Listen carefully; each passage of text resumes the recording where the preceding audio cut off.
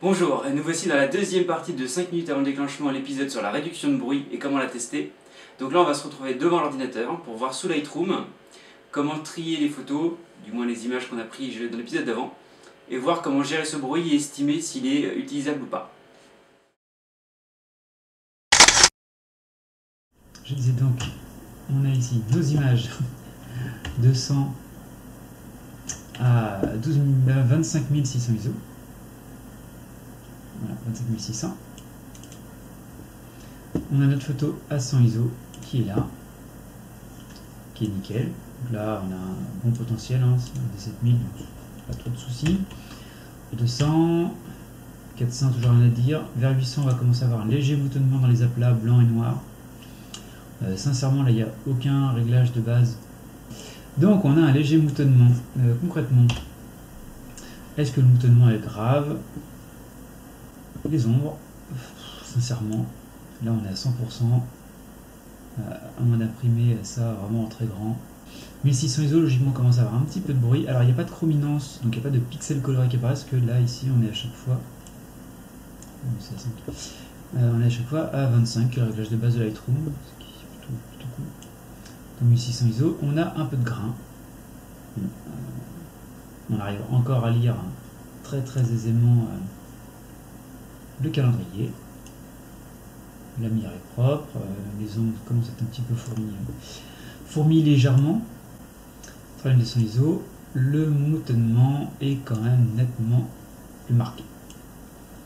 Mais, rappelons-le, ici, il n'y a aucune correction. Ah si, niveau 10. Donc, je disais, sans aucun réglage, on a quand même quelque chose qui commence à être pas terrible. Donc, très léger. On va venir donc, gérer les aplats. On a 3200 ISO, donc pas besoin d'aller très loin. Là, on va essayer de chercher un réglage qui nous permette de récupérer du détail. Donc là, on a déjà perdu quand même pas mal de contraste au niveau de l'image, hein, si on vient... Hop, c'est un petit peu plus développé quand même sur le inventaire. On va se mettre là. Parce qu'on a un léger décalage de courbe. Voilà. On perd un petit peu de dynamique dans les hauts, certainement aussi dans les bas. 6400 ISO, là où personne ne va et où moi je vais allègrement. Parce que bon, les ISO, ça passe en fait. Tout ça c'est dans la tête. Là, concrètement, donc, on met les réglages. Un petit peu tout réinitialiser, c'était pas mal. On revient à nos réglages de base. Ça, je me sens. Donc, 6400 ISO, c'est un petit peu plus délicat à gérer. Hein. Donc, on vient ici chercher nos aplats, le ciel du Canon, un petit peu de relief.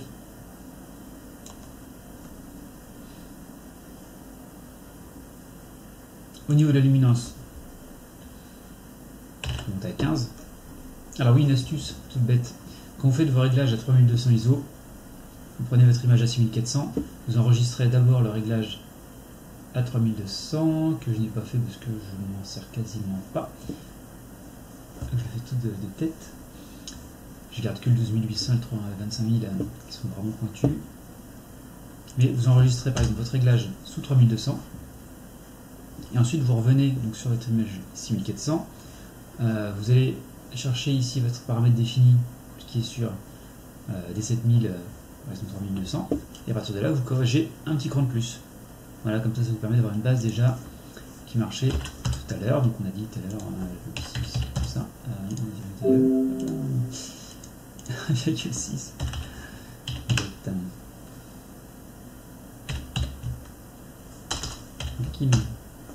Bref, on va mettre un petit peu le gain en été, puisque du coup, comme on aplatit plus l'image au niveau des couleurs, au niveau des pixels, c'est bien de relever un petit peu les détails.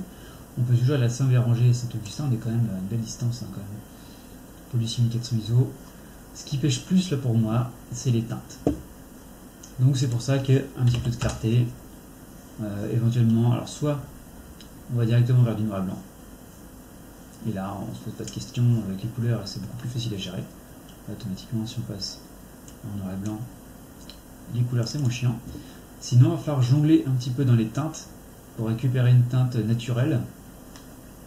Pas trop là, le chat, bon, il est usé le chat, mais là, j'ai l'impression qu'il a passé 2 siècles. Hop. Donc on va aller chercher un petit peu, de augmenter tout ça. Récupérer un peu de contraste, ce genre de choses. Voilà, donc là, effectivement, si vous les récupérez dans les sombres, là ici, on n'a rien de trop bouché. Dans les ombres, on va aller récupérer automatiquement de la saloperie avec. Donc oui, ça granule à 6400. C'est-à-dire, je peux montrer des photos imprimées à 6400 ISO faites avec le même objectif dans les conditions de lumière exécrables, type concert à la con, pas éclairé, ça passe. Sincèrement, ça passe. Donc, une fois qu'on a fini ce dosage-là, évidemment, on a l'étape qui fait mal. Donc là, on est à 12800 ISO. Donc là, je sais que plus personne ne prend de photos. Là, dans ceux avec qui je parle, j'ai l'impression d'être le seul quand même. 12800 ISO, c'est l'orgie, quoi. Alors si en plus on désactive ça, donc là on a tous les petits pixels colorés, donc ça c'est la chrominance. Si vous le voyez sur votre écran, toutes ces petites saloperies là, ça c'est de la chrominance. Rapidement, on réactive le détail, 25 points en couleur, hop, on n'a plus de chrominance, et là ça y est, c'est beau, c'est suffisant, pas besoin de se prendre la tête. Donc là moi j'ai mon petit pré-réglage, donc je vous parle de la phase. On fait comme pour les autres, hop, 2800 ISO, et hop, 30, 80 dans les détails, etc. Donc il faut fouiller, parce que sincèrement ça va dépendre d'un boîtier à l'autre, ça va dépendre aussi de votre œil. Pour moi c'est pas mal, là j'ai fait un petit équilibrage aussi dans les teintes, j'ai relevé un poil les ombres pour noircir, donc le fait de rendre les noirs plus noirs, donc de les boucher plus ou moins sciemment, ça permet d'avoir des aplats noirs. Enfin, c'est con, hein, mais... si on revient un peu en arrière, voilà, j'ai des zones sombres,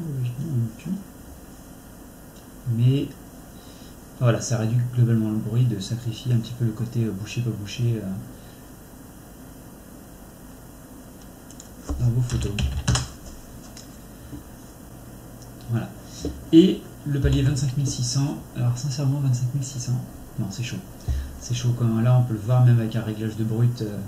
On a des reflets violets, c'est plus contrasté, tout est lisse, en plus bon, l'image va finir, voilà, c'est pas génial quand même. Là vraiment noir et blanc pour moi, noir et blanc, quasi à 99%. Après il faut déjà que j'ai le besoin de monter à 25600, sans passer, voilà, je pense que c'est plus simple de se mettre à 12800 et 12800 et de gérer à partir de là. Là sincèrement, plus rien. Là c'est quand même...